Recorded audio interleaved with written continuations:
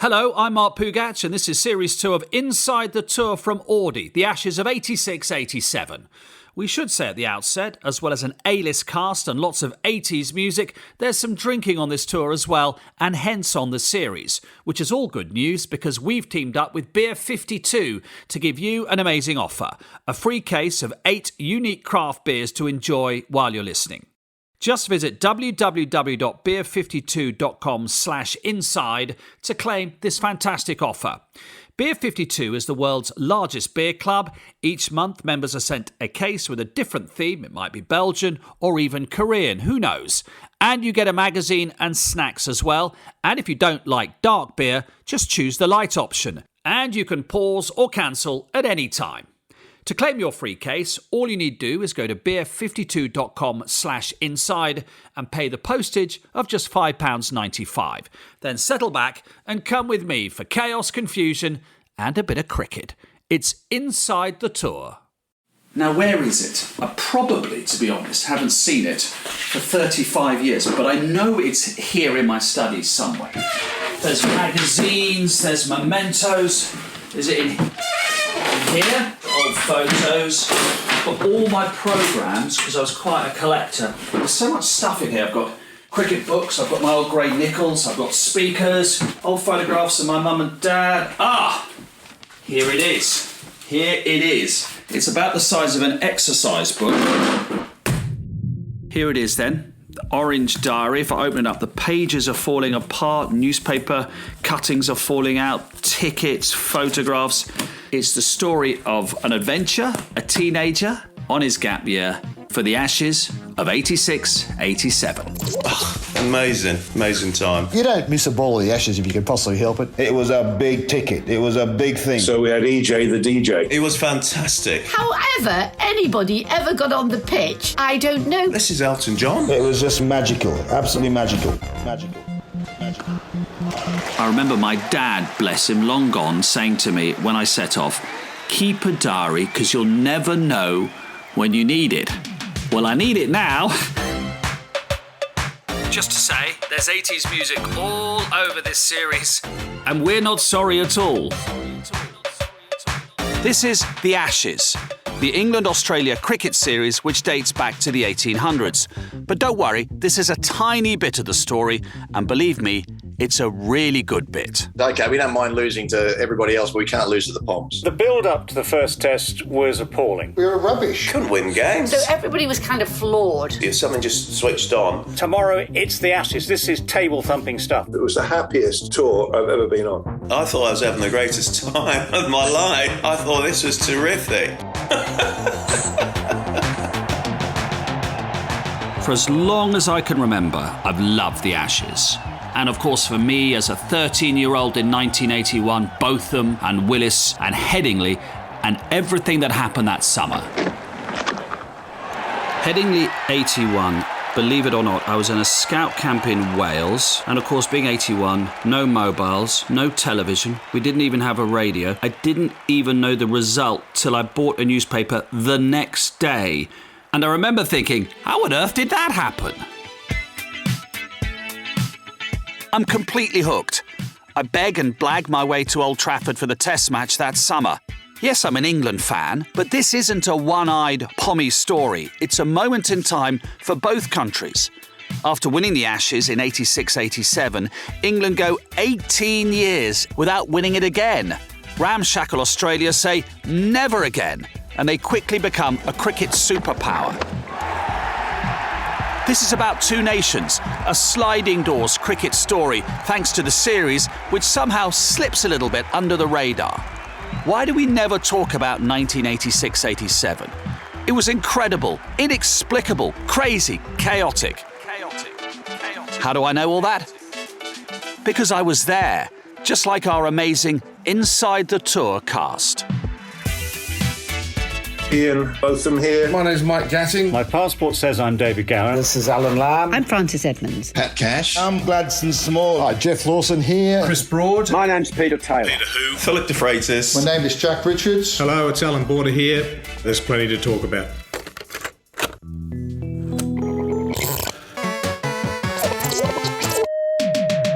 It's 1986. In England, Westland, Wapping, GCSEs, the M25. In Australia, Bob Hawke, Spycatcher, and an Ashes series between the two worst sides in the world. Well, that's an exaggeration.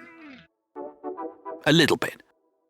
Let's just say these were two proud nations with two awful teams. Yeah, I think the fact that Wisdom described it as the battle for the wooden spoon of Test cricket puts it into some context. I'm Adam Collins, cricket writer and broadcaster. Two teams that were nowhere near as good as they have been historically, coming into, the most famous series of them all, the Ashes. Despite an 11 packed with household names, Botham, David Gower, Gatting, Allan English cricket was in a bad place. We'd had an horrendous, complete blackwash, as they called it, in the West Indies, sort of psychological damage done. So everybody was kind of flawed. Everybody, it was the nadir. It really was the pit. That's the author Frances Edmonds. We'll get to know her pretty well on this tour. That nadir, as she describes it, came the previous winter, under the captaincy of David Gower. I suppose, previous couple of years, you have the satisfaction of winning in India. Very proud moment. Winning the Ashes 85, equally proud moment, is what every England captain dreams of. 85 was the height of my powers, the height of my success. I'd sat on the balcony at the Oval at the end of the Ashes in 85, with tongue firmly in cheek. I'm sure the West Indies, they'll be quaking in their boots as we set off the Caribbean in January 86. Well, of course they weren't. They were still the strongest side in the world by a distance. And we got our, I suppose, not expected, I hoped that we'd do better, but we got the usual drubbing. That was followed, not by an instant Phoenix-like retrieval of the situation, but a very bad home season against India and New Zealand, if memory serves me well. Gosh, you have to laugh.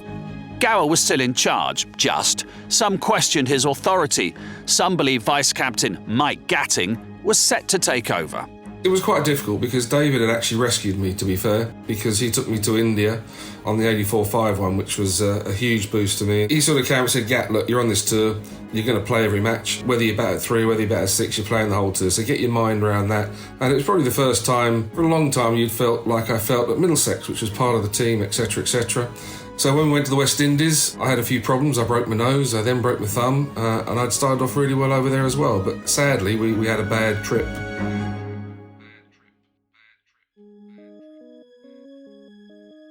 David, obviously as captain, lost the series quite badly, and we came back to play India at home.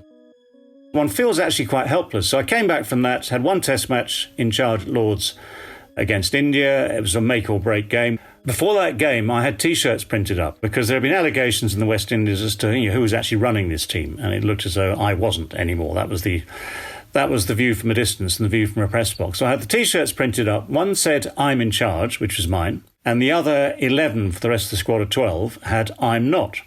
And we trained in those at Lords before that first test of the summer in 86, which was me making a point in a sort of my usual sort of quirky way.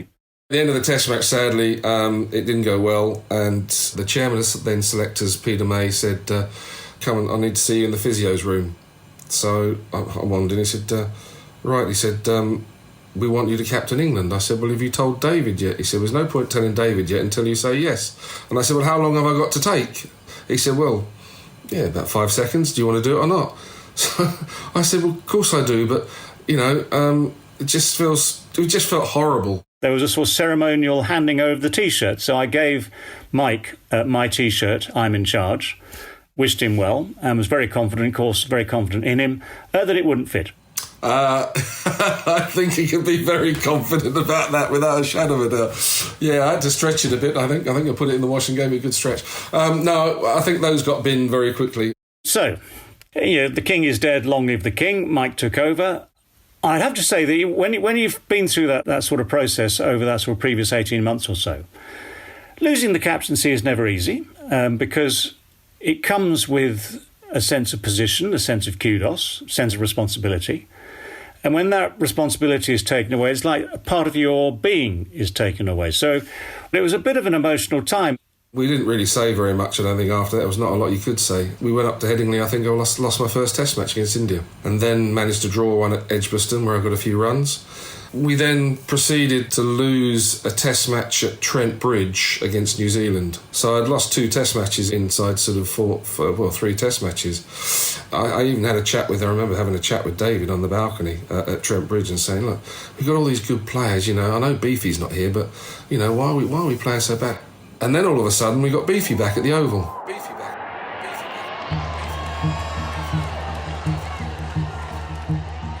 The final test match of a traumatic English summer, the Ashes, on the way.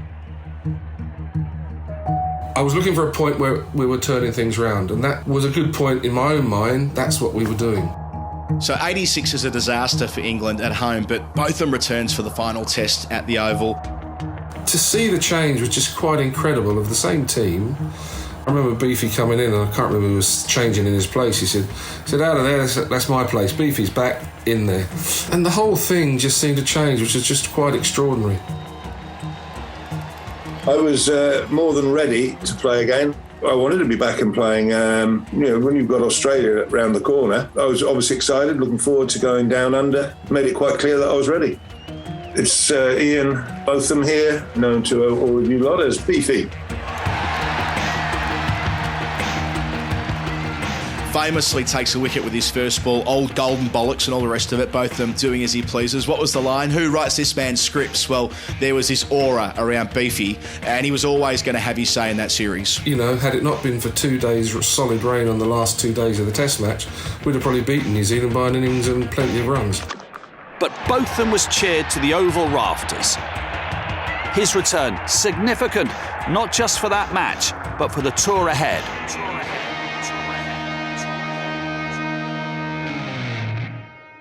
Or so we thought. There was a conversation to be had, because I still think people after that test match, certainly some of the selectors, weren't sure they wanted to take him to Australia. Well, I think you'd be daft not to pick me against that lot. So I said to Beefy, look, just want to clarify things a bit, do you want to go to Australia? And he looked at me and said, what? He said, well, of course I want to go to bloody Australia. I said, OK. I said, that's fine. I just wanted to check because, sadly there are 1 or 2 who are slightly against it. And I just wanted to make sure. I knew you'd say yes, but, I just had to ask. And he laughed at me. Well, if he did say that, I probably told him where to go. Someone in the press rang me up and asked that question. I can't even remember who that was. I just brushed it aside, so I didn't really take any notes of it. But if he did say that, I would have probably told him in no uncertain terms what I felt about the upcoming tour. If England were in crisis, Australia weren't faring much better. Well, Australia had lost to New Zealand home and away and could only manage a draw against India at home. But the framework that you need to think of the 86-87 Ashes being within is rebel tours and retirements. In 1984, they lose the big 3 on the same day. Dennis Lillee, Greg Chappell and Rob Marsh retire. And then in 85-86, we're heading towards the rebel tour era in South Africa. We've been influenced by the Kerry Packer movement by this point. World Series cricket, coloured clothing, global exposure, decent paychecks. It opened players' eyes. It tempted some onto well-paid rebel tours against the wishes of their national cricket boards. Well, when you only have 6 states that play, and so you've got 66 frontline players, and you lose 16 of them, that's almost 30% of some of your first choice players. They weren't all first choice players, but a lot of them were. Hi, Geoff Lawson here, Australian Test cricketer. Guys like Bruce Reid, Merv Hughes was just coming into the side. Chris Matthews played that first test. So a lot of younger, inexperienced players were getting a game of Test cricket. But you don't necessarily win Test cricket with young players. We needed some of those old hardheads, and they were off in South Africa earning their rand. Well, by this stage, we're 7 years into the formal agreement that Kerry Packer's company, PBL Marketing, struck the peace agreement in 1979, which changed the way that cricket was funded in the country from top down, really. Initially, World Series cricket and the players being remunerated more appropriately for their labour. But as it evolved, it was about the ownership. It was about Channel 9 effectively running cricket and the marketing arm, PBL, controlling the way that it was sold to the public.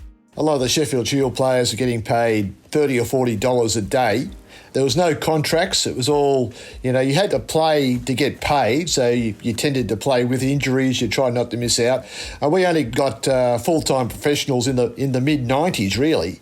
And playing for Australia, the money was pretty poor. It got better after World Series and Packer, but then it decreased again. And that lack of respect for the players really, I think it went back to pre-Packer days. And the fact that the Australian team have been so unsuccessful through that stretch of time, a very strong team goes to South Africa against the wishes of the then Australian Cricket Board. They go again in 86-87, which meant the main national team had far fewer players to pick from the Ashes than otherwise would have been the case. We'd lost probably 16 of our best players during the Rebel Tour, and those players weren't allowed back in for 2 years. So 86-87 was the last season before they were allowed to come back and play for Australia. So we're still missing quite a number of the first choice players, which I guess it gave, a youngish Dean Jones and Marsh and Boone their opportunities to play the game and get that experience. So, playing at home, feeling, like we could do the job without being, overly rambunctious about giving the Poms a thrashing.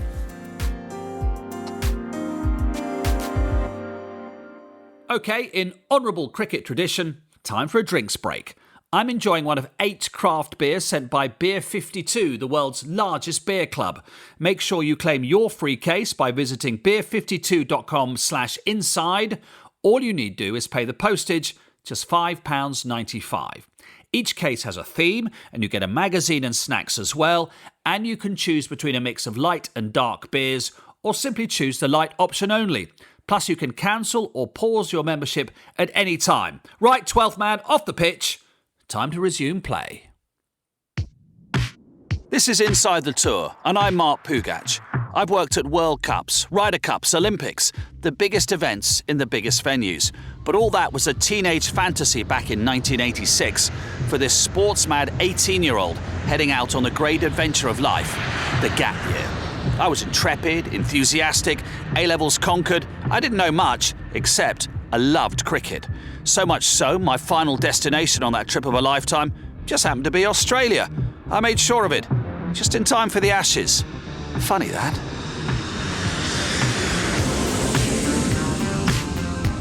Wednesday, the 24th of September, 1986. London to Houston, Texas. No idea why. My dad bought the ticket, the rest down to me. San Francisco, Hawaii, Fiji, all great, but seriously lacking cricket.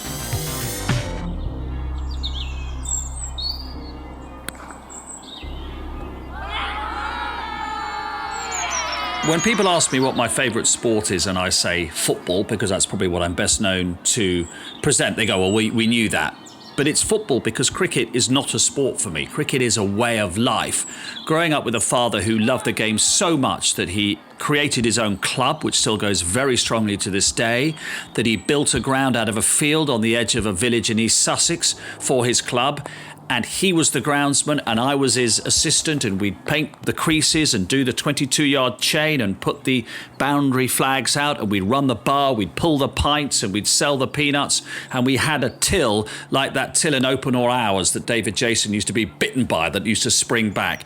It's a way of life. It's a glue for a community. It's all shapes and sizes and all classes who play cricket, and that's why for me it's far more. And with my father having died a long time ago, it's a sort of unbreakable umbilical link with him as well, and his memory that cricket's far more than a game and a sport for me.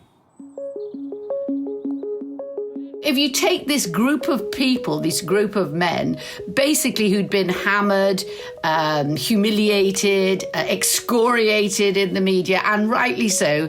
So now we take virtually the same team of people off to Australia. Now, what turns a team of losers into a team of winners? The big question. England's management needed to solve that, and fast. Except at that moment in time, they didn't actually have a manager. My name's Mickey Stewart. I was appointed as the first England cricket manager on the trip to Australia in 1986-87. People in the game, I've been in the game a long time, knew my views about how the game had changed, and it required something akin to the football game and the football manager to be responsible for preparation, the technical side, how you're going to go about things. It was the end of my playing career. You could see how things were changing, how sport was changing, how much more towards a business it was becoming. So when I was appointed, I had certain views and could put them into operation. And I have to say, when we first met, we had a really good conversation. I was very comfortable with what Mickey wanted to do, how he wanted to do things, and we had a lot of, very similar ideas. So much so that out of the 16 that we sort of we picked, because we said, right, well, you pick your side, I pick my side, and I think we were probably about 1.5 players out, which is fantastic, considering we'd never spoken to each other or anything. It was Gat's first introduction to the captaincy. Things went very well and he was very good. I chatted to those senior players before we left London Airport on the lines that, if you produce just your average performance, everything that's achieved by the lads next door, the less experienced, but that'll be a bonus. But if you do that, we'll have a good tour. Yeah, one of the first things I said to Mickey was, look, Mickey, I haven't toured Australia. I'm captain here, I haven't toured Australia. I'm taking sort of 4 or 5 guys on tour with me who have done 3 or 4. So I said, I'm going to have to, we're going to have to sit down. We're going to have a sort of a senior management group, if you like, of some sort. And we did. We before we sort of left, we sat them down and I just said, look, fellas, I've not been to Australia before. You guys have been a lot of places. So I'm going to need your help, please, and I really want you to be involved in this, because if we're going to win the Ashes, we're going to need your input as to what you think and how you think we should be picking teams and what we should be playing on. This was music to the ears of the man relieved of the captaincy just a few months earlier, David Gower.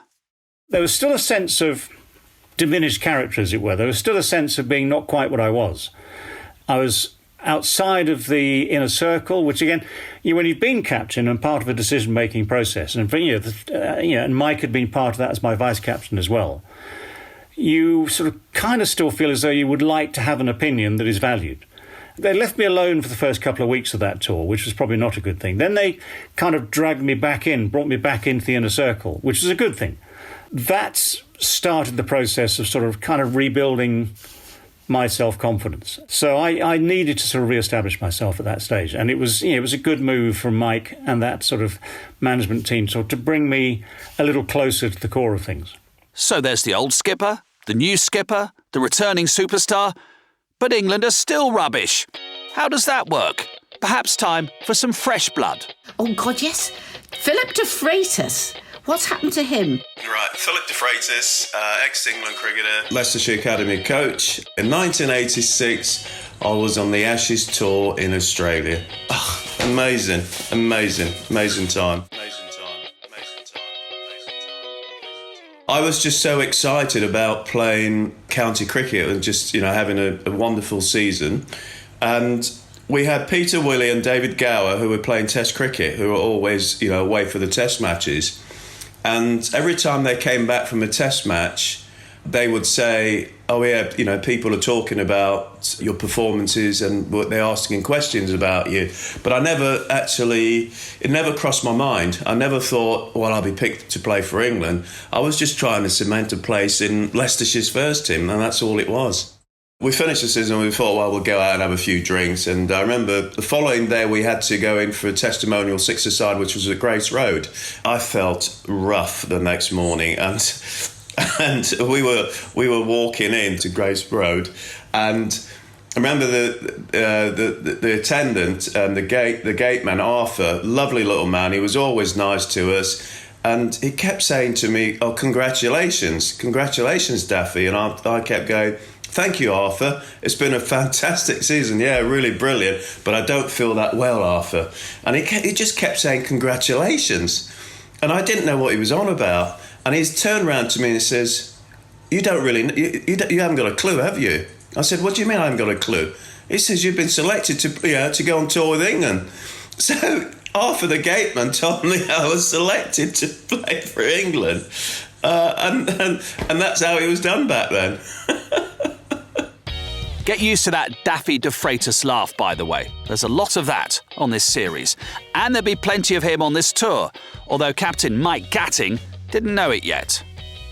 All right, you're not going to possibly be playing in the first test match or two or the first few matches, but this is how it's going to go. You're going to get a chance. But it's going to be 4.5 months, and we're going to need you guys. And you've got to stay fit, you've got to stay focused. You'll be involved in everything, and I want your input, because you're sitting on the side, and if we're forgetting something, you can see it. You're going to be an important part. You can be running drinks on. You've got to have a good attitude. So if things are down in the outfield, you know, you've got to go out there and try and boost the guys up. So it was all quite important. So those first 2 weeks were, for me, very, very important.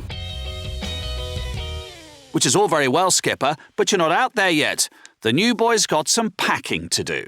From a kid who came from the MCC ground staff, suddenly, you know, sort of fighting to get into Leicestershire's first team, and then suddenly you're being kitted with all your England stuff, and it was just like, you know, and even my sponsor, my, you know, sort of back company sponsor, Schlesinger back then, you know, suddenly I've got bats coming, you know, all the kit coming, and it was just surreal, you know, but it was exciting. It was exciting as well. So, call-ups complete, gear dispatched, legends recalled. It's almost time to leave. Australia, the Ashes. Here we come. What happens in Vegas stays in Vegas. What happens on a cricket tour stays on the cricket tour. Except, Francis Edmonds, that defeats the object of this series. You know that. So spill the beans in episode 2 as we touch down in Oz for all sorts of chaos. I mean, carnage. Yeah, carnage. And a bit of cricket on the side. It was, you know, can't bat, can't bowl, can't field, because we were rubbish. We were totally rubbish. Totally rubbish.